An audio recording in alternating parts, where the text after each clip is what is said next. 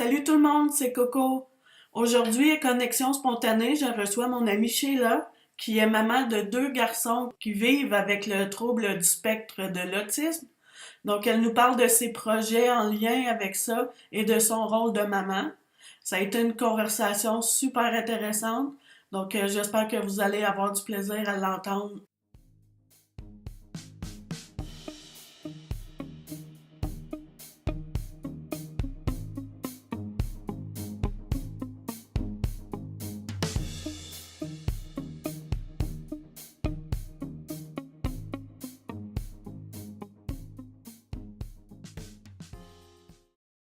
Qui Mhm. s'appelle Samuel puis Olivier. Samuel Olivier. Ouais. Puis les deux sont diagnostiqués Officiellement, oui, TSA. TSA. Ouais. Est-ce que c'est le même parce C'est- que je sais qu'il y a différents types là. Mhm. C'est-tu le même pour les deux? Ben non, c'est vraiment différent. Puis Samuel, qui a maintenant 18 ans, donc Ah, il a été diagnostiqué vers l'âge de 7 ans. Et quand on revient dans le temps, ça fait quand même un bout de ça fait 11 ans déjà. À cette époque-là, on appelait, par exemple, on faisait des catégories. Donc, on avait l'autiste, on avait l'Asperger, on avait différents types dans le spectre.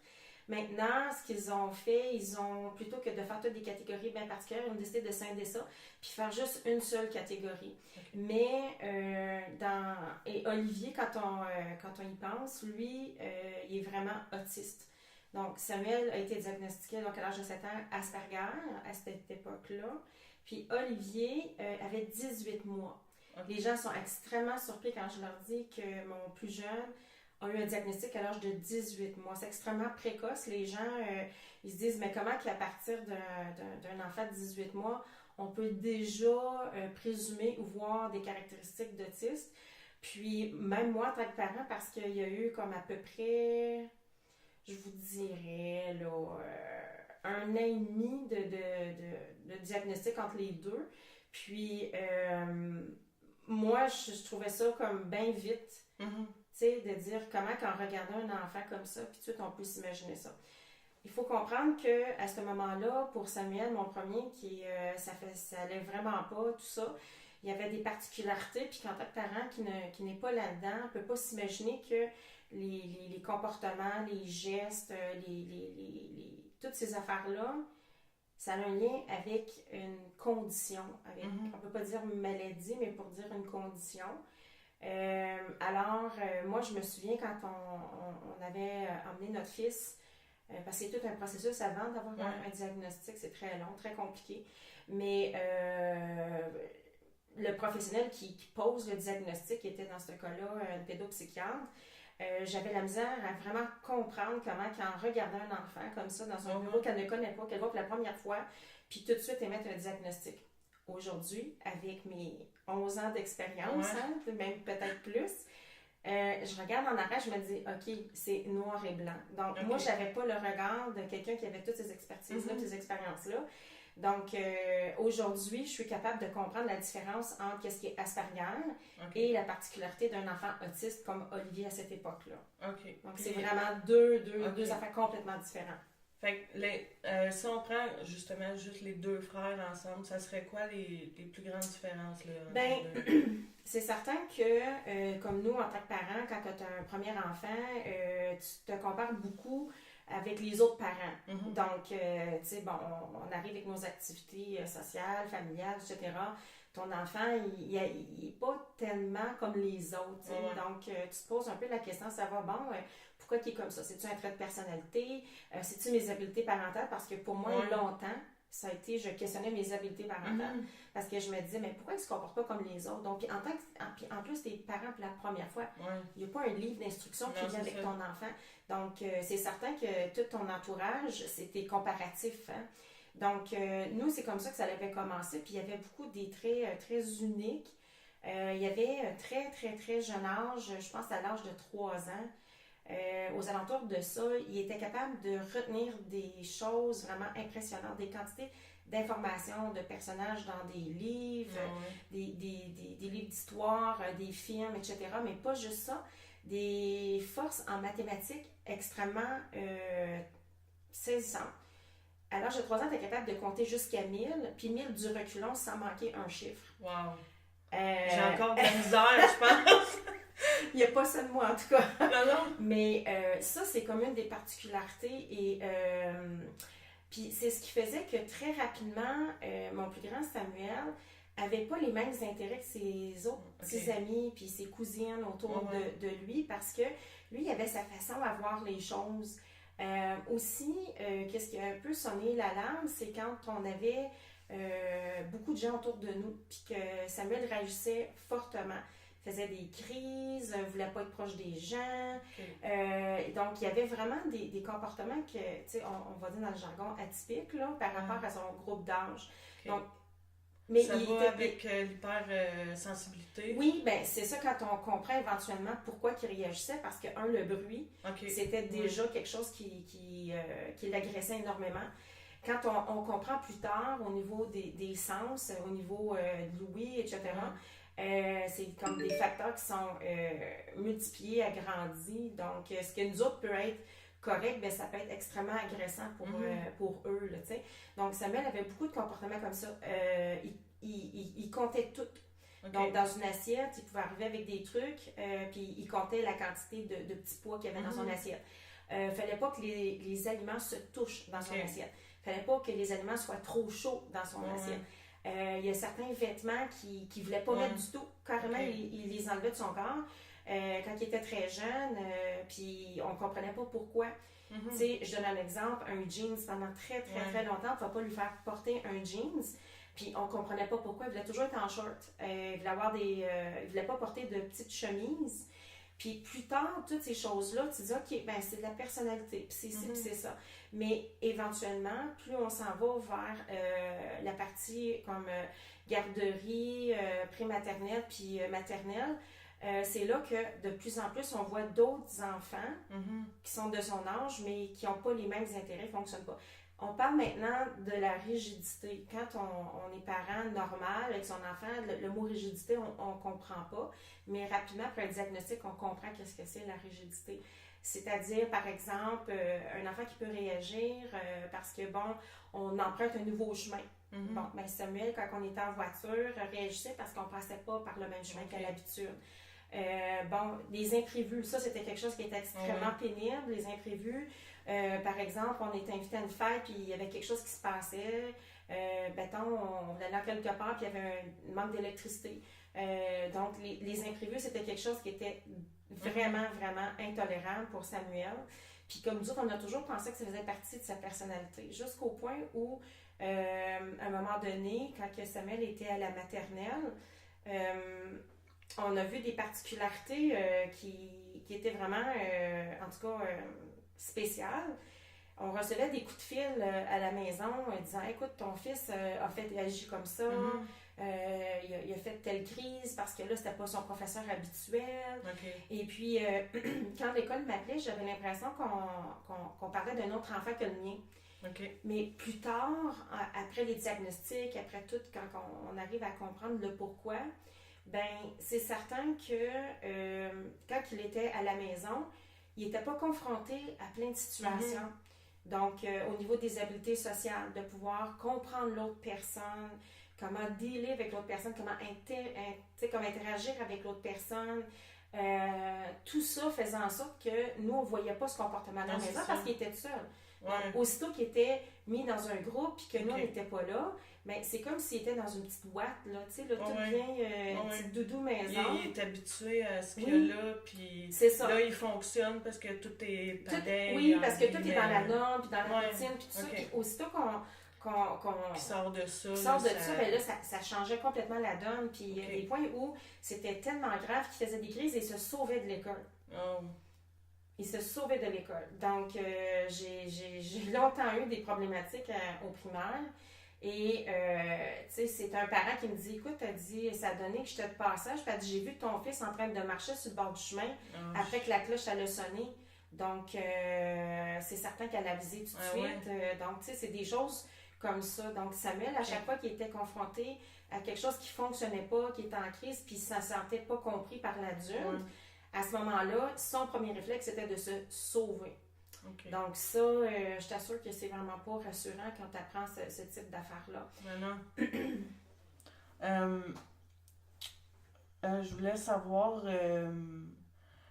pour les adultes comme toi, comme parents, quand tu décides de faire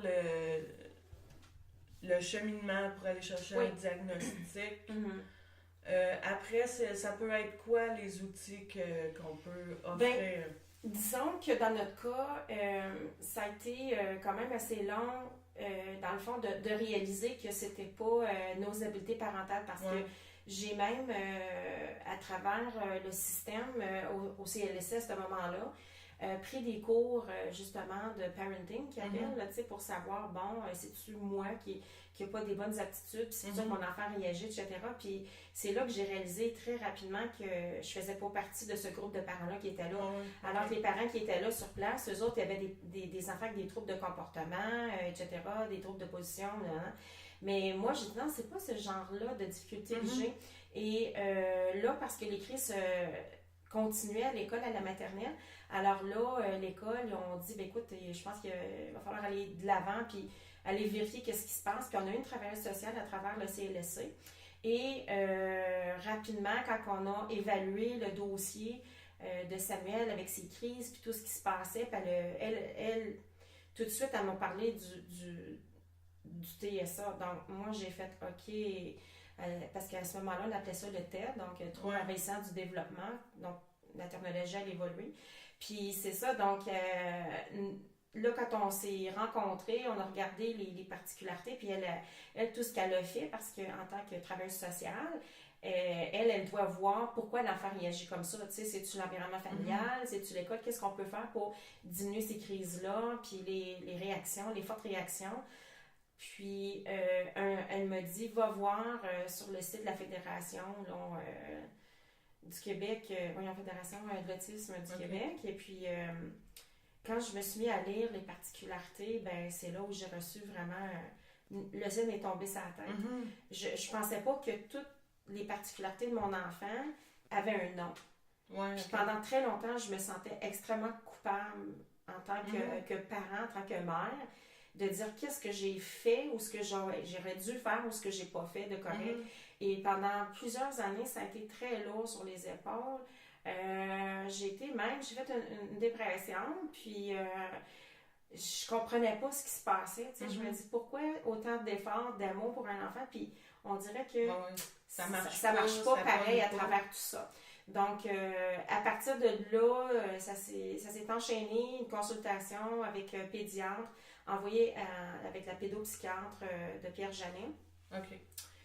Et Pierre Janet, qui est un hôpital psychiatrique. Ben, c'est ça. Oui, on peut dire ça. Où on traite, par exemple, des problématiques de santé mentale puis des diagnostics aussi. Donc, c'est comme la place de spécialiste. Mais je sais qu'il y a aussi à l'hôpital de Chio, là, pour enfants aussi, là, qui ont des spécialistes aussi. Oui, exactement.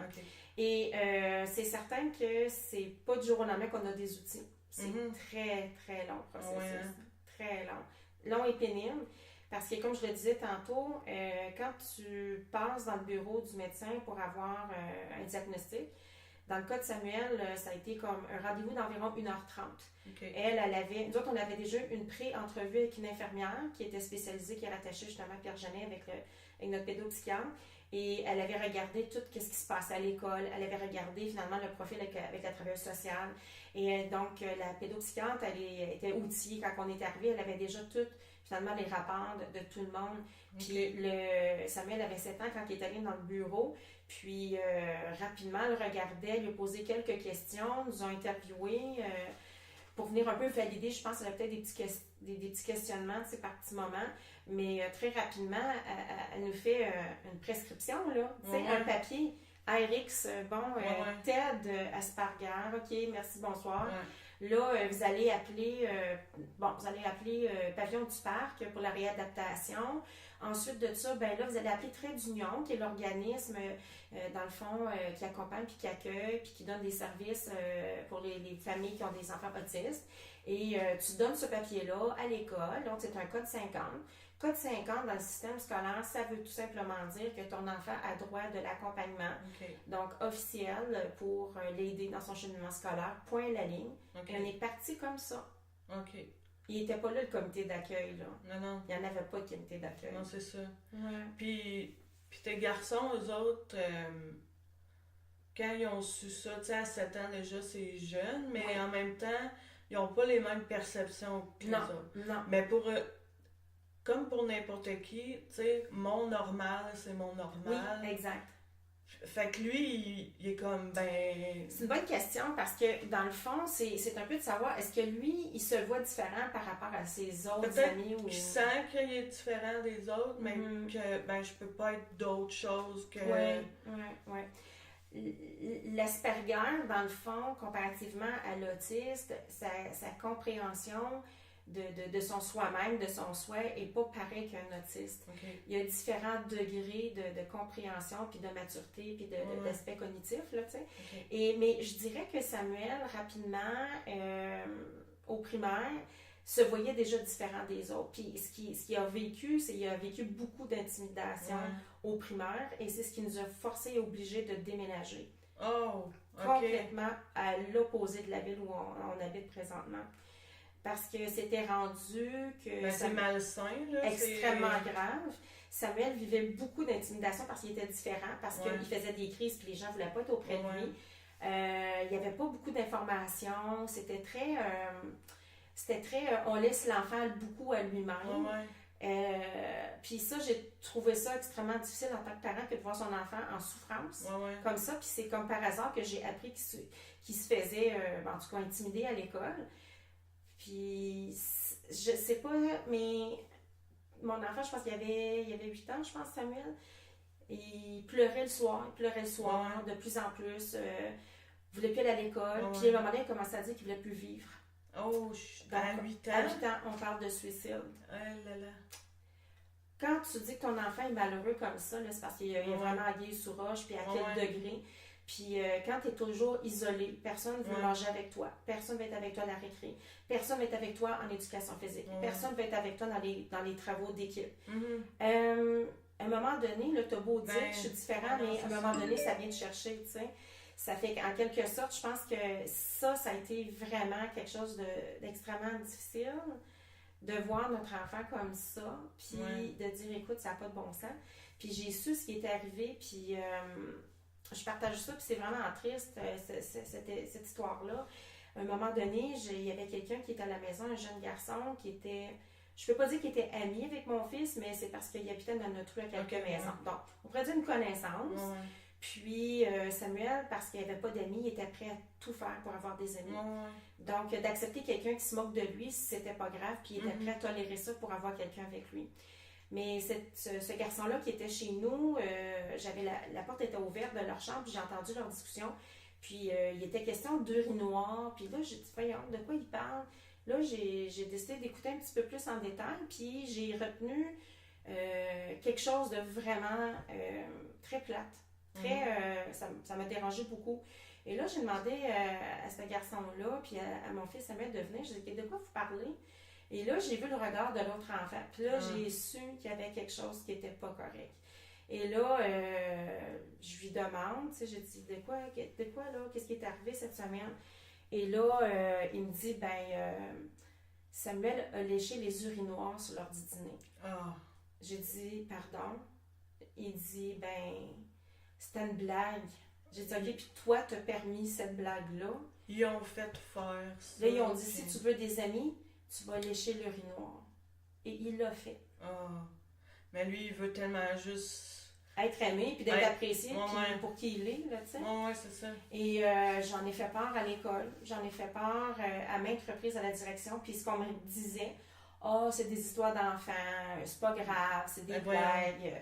Puis j'ai trouvé ça extrêmement, extrêmement difficile d'une part, d'une direction, de ne pas prendre au sérieux ce genre de choses-là. Non, c'est ça. Ça, c'est ce que je sais. Je peux juste m'imaginer ce que je sais pas. Non, c'est ça. Ça fait que moi, là, à partir de ce moment-là, c'était une descente aux enfers. Une descente aux enfers, au point tel où tu décides que même le quartier n'est pas assez respectueux de nos enfants, puis on a juste décidé de vendre la maison et de partir. Ben, j'espère que ça s'est amélioré. Tellement, ça a été un point culminant, je dirais, dans nos vies, parce qu'on était inquiets pour le déménagement, parce qu'on n'avait peur que ça se reproduise, puis tout ça. Mais ça a été une bénédiction, le déménagement. Parce que quand on est déménagé complètement, comme je disais, à l'opposé de la ville, pour être le plus loin possible, et ce qui s'est passé, c'est que dans la nouvelle école, on était accueillis sans l'étiquette de ce que les gens voyaient avant. Donc, ils voyaient mon fils Samuel d'un nouvel œil. Puis à un tel point que, à un moment donné, le service de garde, parce qu'il y avait une grosse équipe de rencontres là, pour le transfert des dossiers de l'ancienne école à la nouvelle école. Puis la directrice de la nouvelle école du service de garde a dit, elle dit, je vais mettre mon bon personnel en place pour bien faire la transition, etc. Puis quand on est déménagé et l'éducatrice, je peux te dire son nom? Oui. Je peux dire son prénom, Brigitte. Brigitte, elle va se reconnaître dans l'histoire. Puis Brigitte a été, je pense, le pivot dans tout ça. Elle a pris Samuel sous son aile, elle l'a emmené, puis elle a dit, tu vas venir avec moi, je vais te présenter à toutes les amies sur la cour d'école, puis elle a dit, tu vas te faire des amis, puis tout de suite, là, ça a été comme extrêmement positif. Ils l'ont pris comme il était. Oui, c'est ça, exactement. Puis je dirais peut-être un mois après que l'école avait commencé, la directrice de la nouvelle école, du service de garde, elle me dit, là, Mme Martineau, elle dit, j'ai besoin de vous parler. Bon, c'est que là, moi, dans mon esprit, ça y est, ça va recommencer encore. Qu'est-ce qui s'est passé? Elle dit, mais ton gars, elle dit, y es-tu assez attachant? Il est donc fin. Elle dit, qu'est-ce qui s'est passé à l'autre école? Elle dit, le descriptif, elle dit, moi, je m'attendais à un enfant monstre, puis, tu sais, moi, elle dit, je t'apprête, là, à pire et encore plus, tu sais. Mais elle dit, mais voyons donc, j'ai dit, je vais vous dire, moi, ce qui s'est passé. Quand un enfant est étiqueté, là, ben, il est étiqueté longtemps. Oui, c'est sûr. Oui. C'est plate de voir que, ben, ce qui est le fun, c'est qu'il y a une place qui l'ont accepté. Totalement. Puis qui ont vu, tu sais, il doit voir son potentiel. Exact. Ça, et non juste sa différence. Exactement, puis ses particularités. Puis cette année-là aussi, Samuel a été nommé porte-parole donc du mois de l'autisme. Et on a fait des affiches et puis tout le monde le voyait plus comme une petite vedette dans leur école. La direction a attendu son entrevue à Radio-Canada avec Michel Picard. Donc, tu sais, Samuel est un extrêmement bon communicateur. Il est capable de s'exprimer clairement sur ce qu'il voit, ce qu'il comprend, ce qu'il ressent. Puis, je pense que cette école-là a vu Samuel comme étant un beau petit bijou, tu sais, qui est unique, mais en même temps que, il fait partie de notre école, cette petite vedette-là. Fait que là, lui, il peut s'épanouir plus. Oui, il a pris drôlement de la confiance, parce que là, il dit, maman, quand il est revenu, il dit, tu sais, il dit, les affiches sur le mur, là, il dit, tout le monde me dit, hey, mais c'est toi ça, wow, t'es une vedette. Puis il dit, maman, il dit, tout le monde est venu me voir, puis il trouvait que c'était une belle photo, puis et que ça l'a beaucoup aidé son estime à ce moment-là. OK. Mais ça, je le sais que l'autisme, tu peux jamais te sortir de ça. C'est une condition, condition, oui. Mais tu peux acquérir des outils, puis mieux vivre avec ça, mieux répondre à l'extérieur. Dans le fond, c'est surtout face à l'extérieur. Oui, c'est ça, exactement. C'est que avec le temps, parce que Samuel avait une grande conscience de sa différence, mais nous, on a tellement mis ça comme une valeur positive. Tu sais, ça veut dire que tu n'es pas comme tout le monde, tu sais, tu as ta personnalité, puis en plus, tu es bon en mathématiques parce qu'il y avait une mémoire phénoménale. Lui, il était capable de voir quelque chose, puis il s'en rappelait. J'ai dit, puis t'étudies jamais. J'ai dit, t'es très, très bon à l'école. J'ai dit, je pense que des gens vont être jaloux de voir ta capacité de pouvoir avoir cette force-là, tu sais. Mais il y avait d'autres aspects de la socialisation, de comprendre l'autre, de comprendre, mais ça veut dire quoi, puis tu sais, les nuances, puis comment faire l'approche, puis comment s'excuser, puis Puis tout ça, tu sais, c'est beaucoup de choses que dans une journée de neurotypique, on fait par défaut, Ouais. mais que par exemple, pour eux, c'est comme tout à réapprendre. Donc, le cerveau, comment il fonctionne, c'est juste que il y a une manière différente de se rendre d'un point A à un point B, mais il va se rendre au point B. Ouais, mais juste par pas le même chemin. Pas par le même chemin. Et, Mais penses-tu que c'est... tu sais, je sais on connaît des autistes, pas des vedettes, là, mais tu sais, des personnalités connues publiques, ouais, c'est ça. qui font des grandes choses. Oui, absolument. Puis, je pense qu'il faut laisser plus de place à découvrir ces gens-là, puis pour voir leur grande capacité au lieu de juste les tasser dans un Effectivement. coin. Je pense qu'on est dans une ère, en tout cas pour moi... Penses-tu que ça change en ce moment un peu, la vision de... Je pense que la société a beaucoup changé à cause justement des personnalités. Ouais. Je vais dire que Patricia Paquin, bon, puis aussi avec... avec Véronique Cloutier, eux, ils en parlent grandement, les fondations. Puis je pense que plus on en parle, plus la tolérance d'accepter la différence va grandir. Puis moi, je me souviens, Olivier, quand il était au service de garde, il était le premier petit autiste de passer à cette CPE-là. OK. Puis c'était drôle de voir comment les jeunes enfants ne voyaient pas son autisme, ils voyaient juste comme un enfant comme un autre. Parce qu'ils n'avaient pas grandi avec d'avoir des préjugés. Puis moi, je pense qu'aujourd'hui, comparativement à comme il y a super longtemps, il y a 10, 11, 12 ans, 15 ans, où comme on ne connaissait pas ça, on ne savait pas c'était quoi, parce que on avait des idées préconçues de ce qu'était l'autisme. On fait toujours référence à Rain Man, tu sais, le film typique, là, tu sais, bon, avec Tom Cruise, tout ça. Mais en même temps, l'information, tu sais, ils ont réussi à clairement définir davantage. Puis c'était pas juste une question d'une déficience intellectuelle, c'était un mode de pensée, c'était un mode de fonctionnement qui est différent des autres. Donc, plus on comprend, plus on en parle, plus on fait de la sensibilisation, bien, plus ces gens-là qui ont des particularités à différents degrés, ben qu'est-ce qui va se passer? Ben, c'est que les gens vont côtoyer ces personnes-là, puis ils vont avoir moins peur. Parce que souvent, c'est la peur. L'inconnu. C'est la peur, c'est l'inconnu. Puis là, on se dit, ben là, puis je me souviens, il y a quelqu'un dans notre famille, à un moment donné, très jeune, quand on a eu les débuts du diagnostic, il était venu me voir, puis il me dit, ben, comment je m'y prends, tu sais, avec ton gars? Je peux-tu le toucher? Je peux-tu comme me donner un câlin? J'ai dit, c'est un enfant. C'est ça. Tu vas le savoir, parce qu'il était verbal. Tandis qu'Olivier, il était non-verbal jusqu'à l'âge de 7 ans. Ça, c'est autre chose. Samuel, lui, ben c'est ça, il avait cette belle capacité-là de pouvoir parler, communiquer, raisonner, tu sais. Mais au niveau de sa résistance au changement, sa rigidité, sa façon de voir les autres, les aspects sociaux, qui étaient très, très, très défaillantes, là, tu sais, là. On a dû beaucoup y expliquer, puis même des trucs avec des scénarios sociaux qu'on appelle. C'est des mises en situation qu'on essaie le plus possible du quotidien. C'est pour les aider à mieux réagir dans une situation.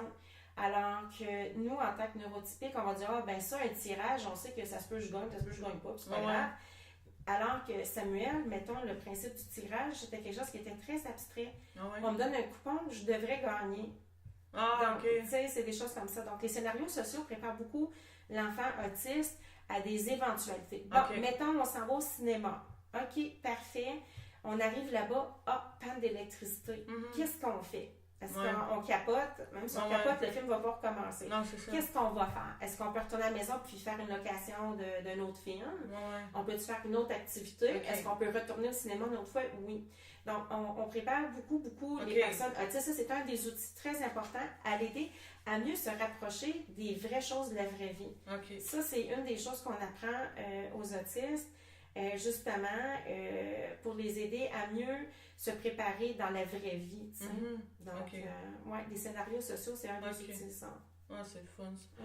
Puis là, par rapport à ça, toi, tu as décidé de te servir de ton histoire avec tes enfants pour créer des outils ou écrire un livre. Disons que pendant, mon Dieu, au moins les 10 dernières années, je pourrais dire qu'on était, je parle au jeu, mais aussi en tant que famille avec mon conjoint, on a vécu des moments extrêmement, extrêmement difficiles. Notre couple était très ébranlé à travers tout ça parce que les enfants deviennent le cœur du couple, malheureusement. Et le couple se dissipe parce que là, on devient comme des coéquipiers. Et il y a toujours, dans une équipe, il y a toujours un capitaine qui est plus fort que l'autre. Puis ça a donné que dans notre histoire, ben moi, je pense que j'étais le capitaine. Puis à un moment donné, le capitaine, là, ben, il était à bout de souffle. Donc, on a été vraiment, vraiment là-dedans, dans la survie pendant très longtemps. Puis là, on n'a pas parlé de toutes les psychoses, puis les crises, puis les psychoses des enfants? Oui, c'est ça, exactement. On a eu Samuel un peu plus tard, il n'y a pas si longtemps que ça, je dirais il y a 3 ans passés. Samuel, elle est vraiment pas très, très bien. Crise d'adolescence, problème au niveau des hormones, crise d'identité. Samuel, il était hospitalisé. Parce que les idées noires étaient revenues, tout ça. C'est dû passer, heureusement. Samuel se porte super bien d'ailleurs. Il a commencé cette année au collège de l'Outaouais en génie mécanique. Donc, mon fils est en génie. Nice. Récemment, il vient de me dire qu'il a eu 98 en mathématiques et ça ne me surprend pas du tout. Puis il n'étudie pas encore. Donc, non, c'est ça. Je peux demander, il va comprendre. Mais ma vie, ben des gens me demandent si tu avais revenir en arrière, est-ce que tu aurais encore, si tu savais que tes enfants étaient comme ça, est-ce que tu voudrais encore cette vie-là? J'ai dit, mais tellement que je voudrais rien changer parce que je suis devenue cette personne-là à cause de mes enfants. Je crois que, puis d'un aspect plus spirituel, parce que je suis une personne qui croit beaucoup là-dedans, j'ai vraiment l'impression que mes enfants m'ont choisi. Et je comprenais pas longtemps quel était mon rôle là-dedans, puis pourquoi, puis qu'est-ce que j'avais à apprendre. Puis dans le fond, j'ai dit, eux autres m'ont choisi pour, je pense, réaliser qu'à travers les défis, à travers toute en tout cas, là, je ne sais pas comment catégoriser ça. Cette deuxième vie-là, parce que je vais me parler pourquoi je dis cette deuxième vie-là, comment est-ce que on devient tellement plus grand, puis des meilleures personnes, puis comment on apprécie le moment du présent, puis le quotidien. Que le superflu s'envole assez rapidement, puis ça nous ramène à l'essentiel de qui on est en tant qu'être humain sur la Terre. Et comment que l'essence même, c'est d'aider le plus possible les gens autour, puis d'aimer le plus possible. Ça, c'est le cadeau que mes enfants m'ont fait apprécier le moment présent, puis que demain, c'est très loin. Je dis toujours ça. Tu sais, je me dis, demain, c'est très loin. Et j'ai compris à travers ça, j'aurais pu juste mettre ma tête dans le sable et dire ma vie est foutue, ma vie est finie. J'ai scrappé 18 ans de ma vie, j'ai pas pu faire des voyages comme tout le monde dans le sud avec leurs enfants. Puis quand j'entends les parents dire ah, mon enfant là, il est pas fin, il écoute pas, je me suis dit, tu sais, là, quand ton enfant il est même pas capable de manger, il est pas capable de parler, il a de la difficulté à prendre un bain, qu'il faut que tu l'habilles. Je me dis, on est loin, là, tu sais. Mais encore là, je suis pas là pour juger les autres parents qui se plaignent parce qu'ils vivent pas notre réalité. Non, c'est ça. Mais moi, j'aurais pu faire ça puis dire, hey, moi, là, ma vie, c'est fini, puis j'en ai plus de vie, puis tout ça.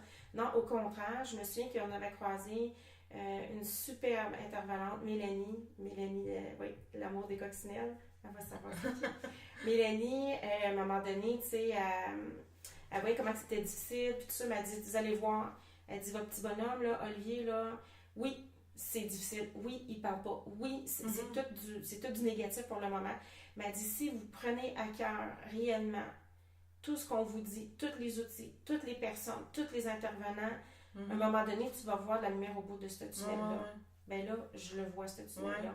Je suis dans la lumière aujourd'hui. Puis de là, mon idée de vouloir écrire mon livre, et j'ai déjà commencé. J'ai déjà le nom, j'ai déjà tout mon concept. Puis, ça fait 4 ans maintenant que je fais des conférences avec le Collège de l'Outaouais. Je rencontre des futurs intervenants, des psychoéducateurs qui vont être dans les classes ou finalement dans des organismes.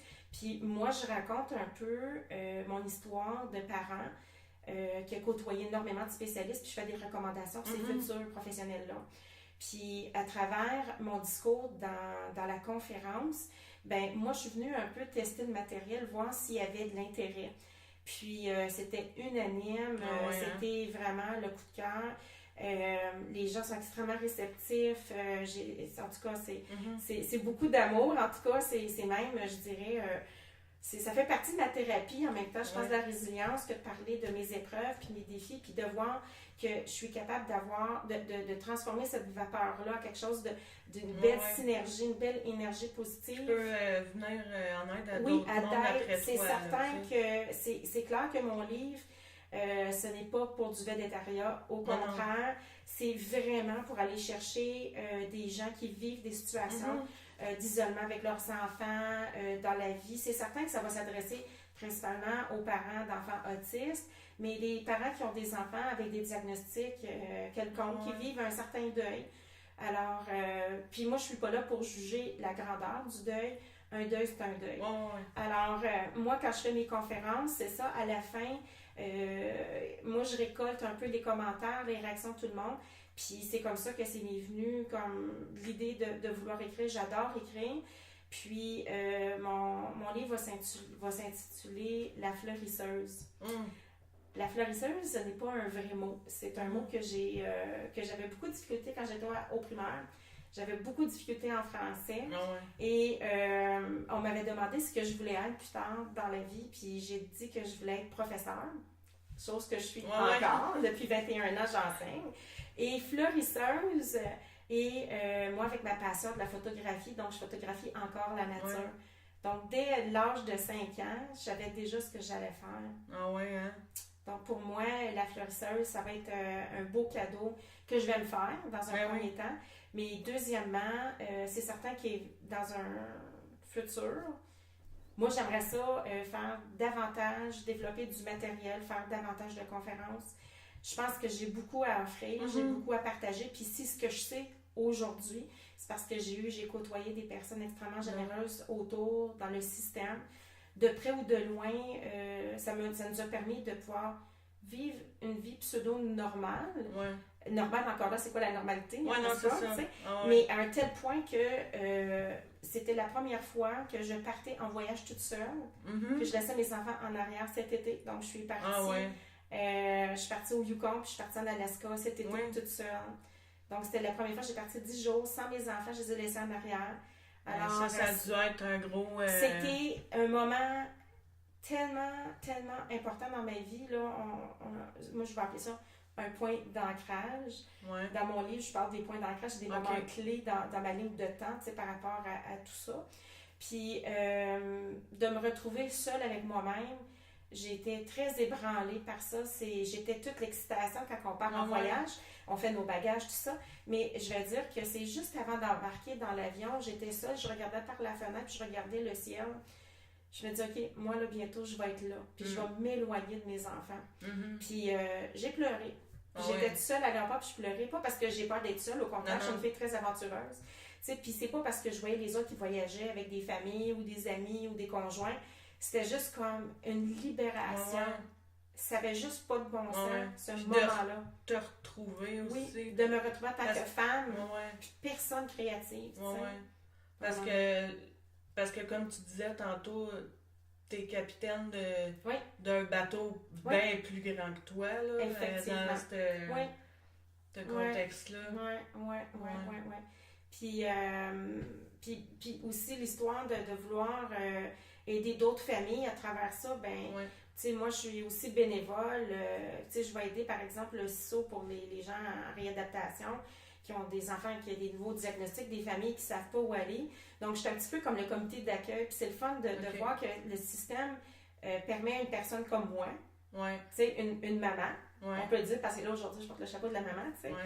Et de savoir que je peux accompagner directement ou indirectement, rapidement ou de longue durée, des familles qui ont des questions. Puis je me suis formée, moi, une famille d'amis incroyables, qu'on a tissé des liens à travers tout ça. On appelle les super mamans. On est 5 super mamans. Et j'ai décidé qu'avec le temps, on s'est liés d'amitié de manière très importante, que les super mamans ils ont tous des enfants autistes, puis j'ai aussi l'autre ami qui en a 2 également. Ok. Et que là, on s'était mis suffisamment longtemps sur une tablette. Ça, je fais référence, quand je parle de ces termes-là, c'est parce que je fais référence à mon livre. Ouais. Puis que là, il était temps qu'on débarque de la tablette, Ouais. puis qu'on vive. Et puis que là, on allait mettre à l'horaire des moments de femmes fières, de femmes qui ont travaillé fort, de femmes qui se sont oubliées à travers le temps pour l'amour de leurs enfants. On les aime pas moins parce qu'on on se revoit, on rit, on pleure, on s'entraîne. Et on essaie le plus possible, toujours, on appelle ça les moments des super mamans. Oui, mais c'est super important de faire de l'espace pour d'autres choses aussi. Oui. Pour revenir plus forte après. Totalement. Dans la situation. De recharger tes batteries. Oui, là. Exactement. Parce que, tu sais, bon, les gens vont dire, ben là, je l'entends la madame parler, pourquoi qu'elle va pas faire du répit? C'est facile à dire. Les ressources sont pas là, c'est pas évident. Ça. Puis il y a des familles que moi je connais que leurs enfants sont lourdement atteints. Et c'est pas évident. Tu peux pas commencer à dire, ben moi je vais partir 10 jours, faut que tu aies quelqu'un, parce qu'il y en a encore là, qui sont pas capables de parler. Donc, il faut qu'ils utilisent un système du PEX, donc avec des pictogrammes pour communiquer. Tu en as d'autres qui, par exemple, ne sont pas encore propres. Donc, à ce moment-là, ils peuvent pas être laissés à eux-mêmes. Ils sont pas capables de se faire à manger. Donc, il y a encore beaucoup de choses que ces parents-là, ils peuvent pas juste arriver et dire, je vais faire une vie normale. Ouais. Puis là, tu disais que ton plus vieux vient d'avoir 18 ans. Oui, dimanche. Ben bonne fête. Oui. Ça a été quelque chose pour moi, je vais dire. Ah oui, hein, ça doit. Ouais. Mais comme adulte maintenant, comme là, je sais qu'il va au collège. Oui, c'est ça. Mais est-ce que lui est assez... Est-ce qu'il est suffisamment en contrôle pour aller genre en appartement? Ça, on travaille beaucoup parce que, dans le fond, il y a l'âge légal. Il est un adulte selon la société. Mais on sait que souvent, la maturité sociale ne correspond pas à l'âge. Donc, pendant longtemps, Samuel il n'agissait pas comme son groupe d'âge typique. Et c'est certain que la société le force à devenir adulte à 18 ans. Donc, on a des attentes envers un jeune de 18 ans. On s'attend à ce qu'il puisse être autonome dans son transport, dans son hygiène, dans ses affaires du quotidien, qu'il puisse se nourrir, tu sais. Mais c'est pas si longtemps que ça que c'était pas évident encore. Non, c'est ça. Non. Alors, moi, je suis extrêmement surprise de voir comment tous les outils qu'on a mis en place, les préparatifs, la prévision, la projection, les pratiques, comment que tout ça, pour quelqu'un que son enfant va juste avoir 18 ans puis que lui, on se lave les mains puis il fait sa petite affaire. Alors que nous, ça nous a pris presque 2-3 ans de préparer pour son 18 ans. Là. Ben, au moins, maintenant, là, il y a les ressources. Oui. Il sait quoi faire. Oui, exactement. Il y a comme un plan, là, lui, exactement. À quelque part, pour l'aider. Oui. Puis ça va lui faire un meilleur futur. C'est clair que ça va lui faire un avenir qui est plus prometteur. Puis, ce qui arrive, c'est que même au collège, ils ont des mesures adaptatives pour les personnes avec un diagnostic. Donc, des tiers de temps accordés, un local qui diminue les stimuli pour aider la concentration. On parle aussi d'accompagnement, mettons, dans une éventualité qu'il y a un travail d'équipe et pour se doter d'outils pour pouvoir communiquer, échanger avec les membres de son équipe. C'est tous des outils preneurs de notes parce qu'au niveau sensoriel, Samuel, c'est soit qu'il écoute, c'est soit qu'il entend, c'est soit qu'il écrit ou qu'il parle. Donc, tu sais, nous, on va comme écrire en même temps, prendre des notes puis tout. C'est que notre cerveau est programmé pour ça. Mais le cerveau du TSA, c'est pas ça, c'est un sens à la fois. Alors, quand tu as un enseignant qui parle beaucoup comme moi en classe, donc j'imagine un enseignant qui parle davantage puis qui a peu d'informations au tableau, comment ça peut être difficile pour mon gars d'écouter, puis d'entendre, puis de prendre des notes. Parce que, tu sais, écouter, on peut le faire, puis entendre, c'est une autre chose. Oui, non, c'est ça. T'sais, on peut écouter la radio, mais on peut entendre un discours de quelqu'un. C'est pas la même chose, là. Bon. Mais Samuel se débrouille extrêmement bien, prend l'autobus depuis cette année, fait ses transferts, n'a pas manqué un autobus jusqu'à maintenant, n'a pas manqué un cours depuis la rentrée. Il pourrait en apprendre bien gros à d'autres neurotypiques. Exactement. Il y a encore des sphères qu'il faut travailler, ça c'est certain. Mais je pense qu'il est une belle fierté pour toute la communauté des personnes Asperger.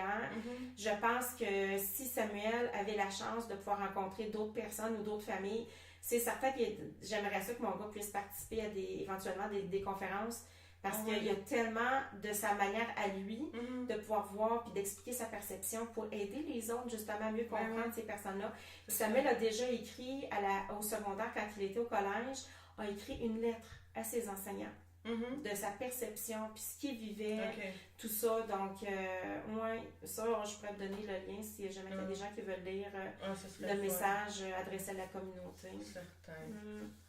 Fait que, y avait-tu d'autres choses que tu voudrais peut-être, je sais pas si tu as des conférences bientôt ou des choses oui, qui c'est s'en ça, viennent? justement. J'ai une conférence au Collège de l'Outaouais qui s'en vient en novembre. C'est pas encore défini si c'est le 14 ou le 15 ou c'est comme vers la mi-novembre. Aussi, je vais présenter mes photos de mon exposition dans une école au primaire. Je vais être l'artiste invitée. Donc, je vais parler de mon processus créatif, l'harmonie avec la nature, tout ça. Ça va être à Saint-André puis à Papineauville, je crois. Ça va être aussi en novembre. Et je vais préparer prochainement aussi une exposition solo là, de mes prochaines... de mes derniers voyages que j'ai fait là, donc... En maman solitaire. Oui, c'est ça, exactement. Fait que de voir qu'est-ce que ça a été d'être dans ta bulle pendant un certain C'était un moment. sourcement, ça a été un dépaysement. J'ai vécu le soleil de minuit, puis j'ai été tellement exposée à la vitamine D là, pendant 10 jours, j'ai l'impression d'avoir été là un mois. La journée ne se finissait jamais, parce que le soleil se couche à minuit, se réveille très tôt le matin. Mais j'ai vécu un moment incroyable. Puis d'ailleurs, j'ai un autre voyage qui s'en vient au mois de mai. Oui. Je m'en vais dans les maritimes. Sweet. C'est ça, exact. Nice. Ben, merci beaucoup d'être venu me parler de ton cheminement, de celui de tes gars. On dit allô à Olivier et Samuel en passant. Puis tu seras toujours la bienvenue pour venir nous en parler. Écoute, on pourra faire une version 2. On fera une deuxième heure. 2.2 ou quelque chose comme ça. Puis si jamais tes gars font des conférences ou quelque chose, on fera un lien pour ça. Je sais que Samuel, par le passé, a été beaucoup, très jeune exposé aux médias, donc les micros, la télé, conférences de presse, tout ça. Peut-être que Samuel pourrait être un invité puis parler un petit peu de ça serait vraiment le fun. Ça serait vraiment le fun. Ben, on fera ça, on s'organisera ça. C'est une bonne idée, ça. Yeah. Bon, ben, je suis bien contente de t'avoir vu. Merci,